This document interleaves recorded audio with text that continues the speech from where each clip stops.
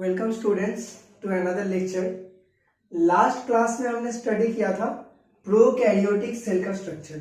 Okay, eukaryotic cell आज हमने start करेंगे but with a comparison. Prokaryotic cell, अगर आपने लास्ट वीडियो देखा होगा तो आपको पता होगा प्रोकैरियोटिक सेल के स्ट्रक्चर में क्या क्या पार्ट्स होते हैं। यूकैरियोटिक स्टार्ट करने से पहले ये नीट के लिए एंड अदर स्कूल में भी जो क्लास 9-10 के बच्चे उनके लिए बहुत इंपॉर्टेंट टॉपिक है, that is the difference between prokaryotic cell and eukaryotic cell. इन दोनों सेल्स के बीच में बेसिक डिफरेंस।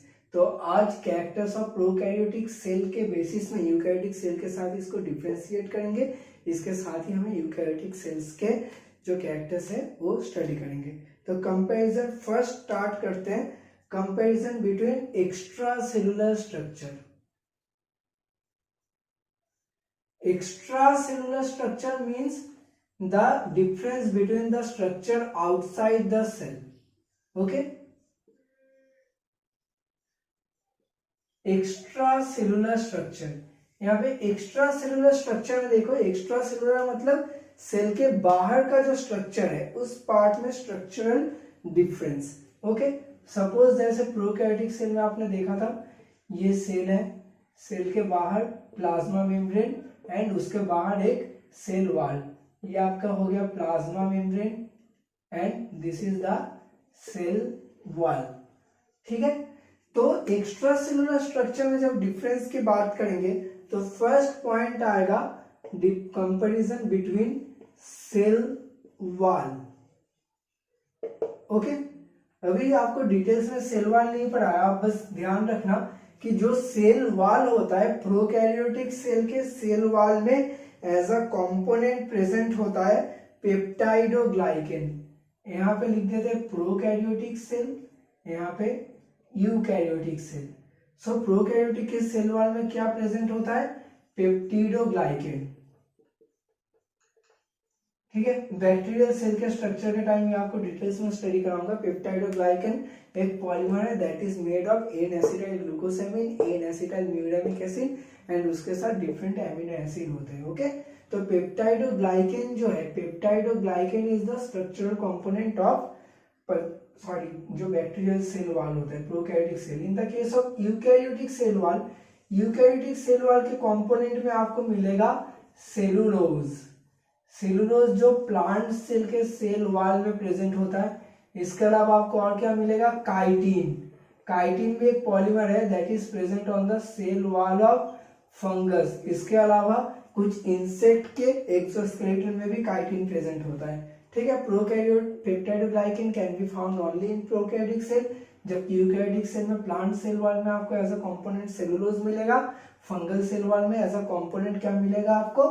काइटिन मिलेगा। Okay, next extracellular structure में अगर जो डिफरेंस आएगा दैट इज ऑफ पिलाई। आपने देखा था बैक्टीरियल सेल में क्या प्रेजेंट होता है? पिलाई। तो ये याद रखना प्रोकैरियोटिक सेल में प्रेजेंट होगा एंड यूकैरियोटिक सेल में एब्सेंट होगा। ठीक है, pili is present in the prokaryotic cell that helps in conjugation में हेल्प करता है, और यूकैरियोटिक सेल के केस में क्या होगा? पिलाई एब्सेंट होगा। नेक्स्ट जो बेसिक डिफरेंस है दैट इज ऑफ फ्लैजेला। ठीक है, फ्लैजेला इनमें मेन हेल्प करता है मूवमेंट के लिए फॉर प्रोकैरियोटिक सेल। तो फ्लैजेला इज मेड ऑफ, यहाँ पे प्रोकैरियोटिक सेल में फ्लैजेला किससे बना होता है? फ्लैजेलिन प्रोटीन। ठीक है, फ्लैजेला किससे बना होता है? फ्लैजेलिन प्रोटीन। यूकैरियोटिक सेल में क्या होता है? जनरली आपका एब्सेंट होता है बट कुछ केसेस में प्रेजेंट होता है, लेकिन जब ये प्रेजेंट होगा तो ये 9+2 अरेंजमेंट में प्रेजेंट होता है। ओके, नेक्स्ट आता है आपका सीलिया। सीलिया भी एक लोकोमोशन में हेल्प करता है, मूवमेंट में। सीलिया क्या होता है? प्रोकैरियोटिक सेल में एब्सेंट होता है और यूकैरियोटिक सेल में प्रेजेंट होता है। ये 9+2 स्ट्रक्चर, ये माइक्रोट्यूब्यूल सेंट्रोसोम जब हम स्टडी करेंगे तभी ये डिटेल्स में आपको बताऊंगा। तो यह आपका डिफरेंस हो गया दैट इज एक्स्ट्रा सेलुलर, मतलब सेल के बाहर के स्ट्रक्चर में जो बेसिक डिफरेंस आता है। ठीक है, सेल वॉल, पिलाई, फ्लैजेला एंड सीलिया। नाउ हम लोग क्या पढ़ेंगे? इंट्रा सेलुलर स्ट्रक्चर में डिफरेंसेस। इंट्रा सेलुलर मतलब क्या? इंट्रा इनसाइड सेल के अंदर जो जो सेल ऑर्गेनेल्स होते हैं, क्योंकि आप याद करो प्रोकैरियोटिक सेल में हमने क्या पढ़ा था, जो सेल ऑर्गेनेल्स होते हैं वो मेम्ब्रेन बाउंड सेल ऑर्गेनेल्स इनमें एब्सेंट होता है। तो मेम्ब्रेन बाउंड सेल ऑर्गेनेल्स हमें कहाँ पे मिलेंगे, इन द यूकैरियोटिक सेल। तो अब हम लोग स्टडी करेंगे एक इंट्रासेलुलर स्ट्रक्चर। ओके,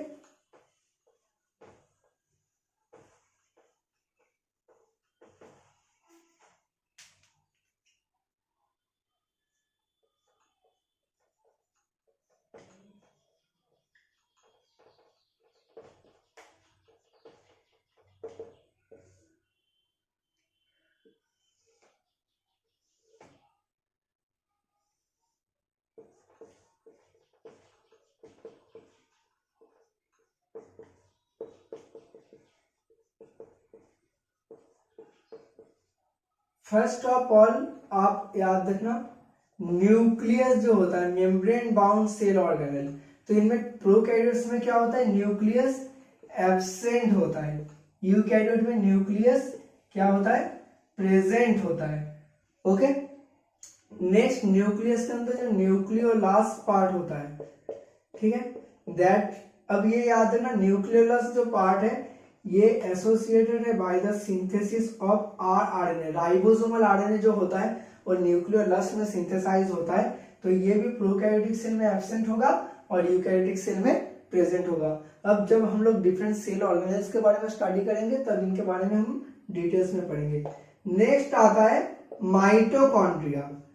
माइटोकॉन्ड्रिया के बारे में भी हम लोग आगे पढ़ेंगे। माइटोकॉन्ड्रिया क्या है, माइटोकॉन्ड्रिया को बोलते हैं यहाँ पे powerhouse of the cell.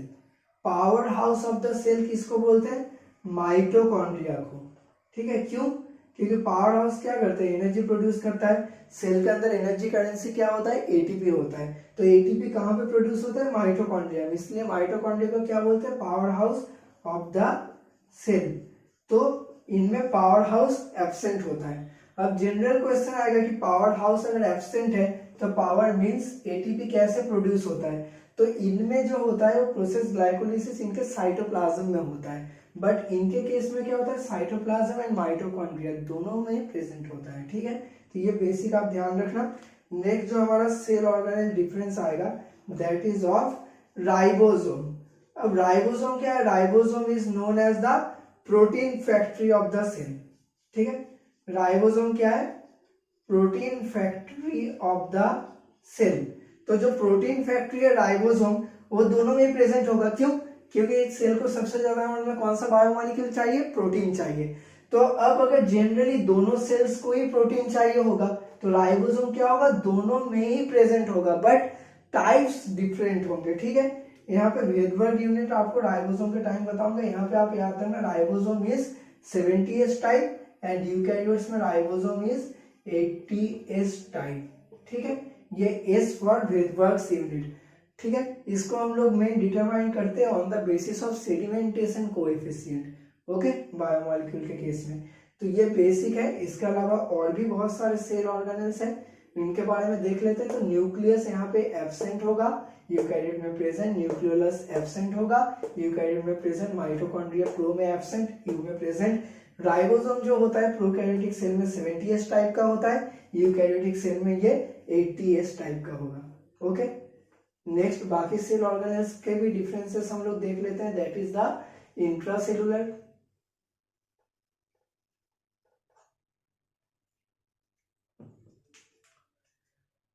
Next देखेंगे क्लोरोप्लास्ट। क्लोरोप्लास्ट क्या होता है, प्रोकैरियोट्स में एब्सेंट होता है, यूकैरियोट में प्रेजेंट होगा, बट प्रेजेंट भी कहां पे होगा, only in the photosynthetic cell, जैसे आपका प्लांट सेल हो गया, एल्गी, इनमें प्रेजेंट होगा। नेक्स्ट है गोल्गी कॉम्प्लेक्स।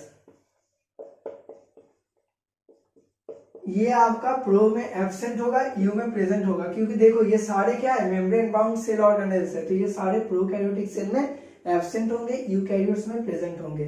ठीक है, नेक्स्ट आता है हमारा एंडोप्लाज्मिक रेटिक्यूलम, ER।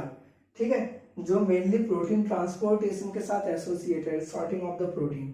ठीक है, तो ये भी आपका एब्सेंट होगा और यूकैरियोट्स में प्रेजेंट होगा। नेक्स्ट आपका आता है लाइसोसोम। ठीक है। लाइसोसोम क्या होता है, प्रो में एब्सेंट, यूकैरियोट्स में प्रेजेंट। अब लाइसोसोम को हम लोग क्या बोलते हैं, suicidal bag of the cell. क्यों बोलते हैं ये आपको लाइसोसोम के टाइम आगे बताएंगे। तो लाइसोसोम क्या है, सेल का सुसाइडल बैग, ठीक है। इसके अलावा और क्या होता है, पेरोक्सिसोम। इसमें पेरोक्सिसोम में क्या होता है, डिफरेंट टाइप्स के एंजाइम्स प्रेजेंट होते हैं that are associated with metabolic activity या फिर डिफरेंट साइकिल्स को कंट्रोल करते हैं, जो प्रोकैरियोटिक सेल में एब्सेंट होता है और यूकैरियोटिक सेल में प्रेजेंट होता है। ओके, तो ये आपका इंट्रासेलुलर स्ट्रक्चर में डिफरेंस।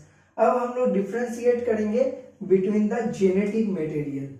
ओके, तो जेनेटिक मटेरियल में हम लोग मेनली अब डिफरेंशिएट या कंपैरिजन करेंगे प्रोकैरियोट और यूकैरियोट सेल का। ये बहुत ही आसान सा टॉपिक है। अभी जो लोग फर्स्ट टाइम सेल नहीं पढ़ रहे, होप आप लोग जो नीट के स्टूडेंट्स हो आपको पहले से बेसिक आइडिया है, क्योंकि आपने लोअर क्लासेस में सेल ऑलरेडी स्टडी किया है।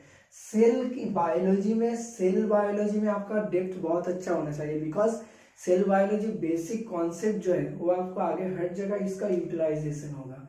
सो अब हम लोग डिफरेंशिएट करेंगे इन द जेनेटिक मटेरियल।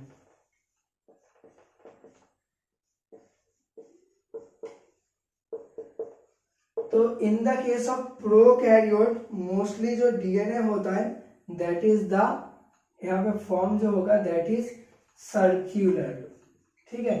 यहाँ पे जो क्रोमोसोम होता है that is known as the linear chromosome. अब देखो, क्योंकि हमें पता है कि यूकैरियोटिक सेल के अंदर क्रोमोसोम कहाँ पे प्रेजेंट होता है, विद इन द न्यूक्लियस। तो यहाँ पे तो न्यूक्लियस के अंदर मिलेगा, बट प्रोकैरियोटिक सेल में क्या होता है, न्यूक्लियस एब्सेंट होता है, तो इसीलिए वो मेनली हमारे साइटोप्लाज्म में डिस्टॉर्टेड रहता है in the form of just like attached to the mesosomes, ठीक है। इसके अलावा एक और इंपॉर्टेंट प्रोटीन, हिस्टोन प्रोटीन के बारे में भी लेक्चर बनाया था हमने, जो यूकैरियोटिक सेल में डीएनए पैकेजिंग में काम आता है। तो हिस्टोन प्रोटीन जो होता है वो प्रोकैरियोटिक सेल में एब्सेंट होता है, but this is present in eukaryotic cell.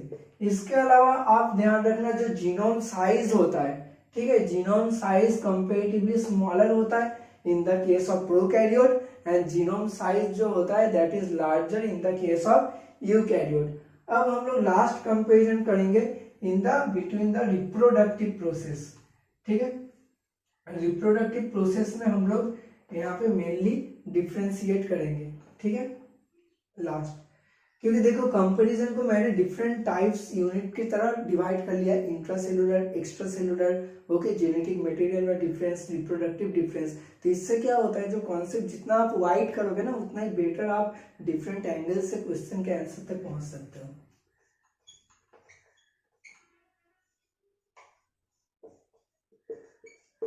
तो फर्स्टली यहाँ पे ध्यान रखना, मोस्टली प्रोकैरियोट में क्या मोड ऑफ रिप्रोडक्शन जो होता है दैट इज एसेक्सुअल रिप्रोडक्शन, ठीक है। But in the case of eukaryote यहाँ पे बोथ होगा, sexual reproduction as well as asexual reproduction.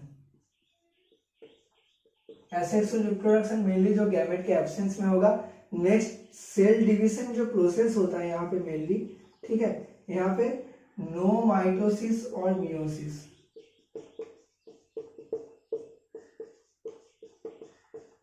But यहाँ पे माइटोसिस और मियोसिस होता है, ठीक है। माइटोसिस होता है in the case of general body cell, somatic cell. Meiosis होता है mainly in the case of gametes, ठीक है। यहाँ पे ये ध्यान रखना, ये सारे बेसिक डिफरेंस है, और भी बहुत टाइप के डिफरेंस आएंगे, आप मेनली बेसिक याद रखना। इसके बाद हम लोग डिटेल्स में स्टडी करना स्टार्ट करेंगे एक एक सिंगल सेल ऑर्गेनेल और यूकैरियोटिक सेल के बारे में, और साथ में प्रोकैरियोटिक सेल के भी जो स्ट्रक्चर्स हैं। और एक लास्ट डिफरेंस जो मैं आपको बताना चाहता हूँ that is between the plasma membrane. देखो, प्रोकैरियोटिक सेल में भी प्लाज्मा मेम्ब्रेन होता है, यूकैरियोटिक सेल में भी प्लाज्मा मेम्ब्रेन होता है। प्लाज्मा मेम्ब्रेन का जो अल्ट्रा स्ट्रक्चर होता है that is known as the fluid mosaic model. तो यहाँ पे सिंपल याद रखना, प्रोकैरियोटिक सेल में क्या होता है, जो प्लाज्मा मेम्ब्रेन होता है that is fluid mosaic model को फॉलो करता है, बट लैक्स स्टेरॉल।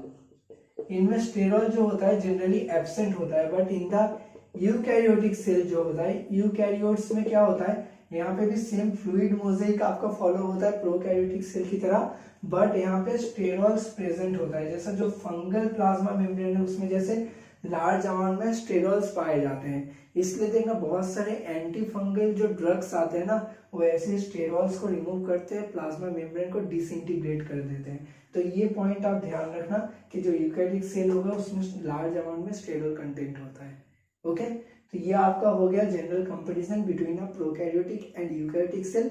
होपफुली आपको समझ में आया होगा, और बेसिक मैंने बहुत बेसिक सा पढ़ाया है, क्योंकि जो सेल ऑर्गेनेल्स के बारे में जब हम इंडिविजुअली पढ़ेंगे तब वहाँ पे मैं और ज़्यादा बहुत ही ज़्यादा डिटेल्स में जाऊँगा। तो पहले आप बेस अपना तैयार करो। होपफुली ये लेक्चर अगर आप देखोगे तो आपका बेस क्लियर हो जाएगा। Okay, that's all for today.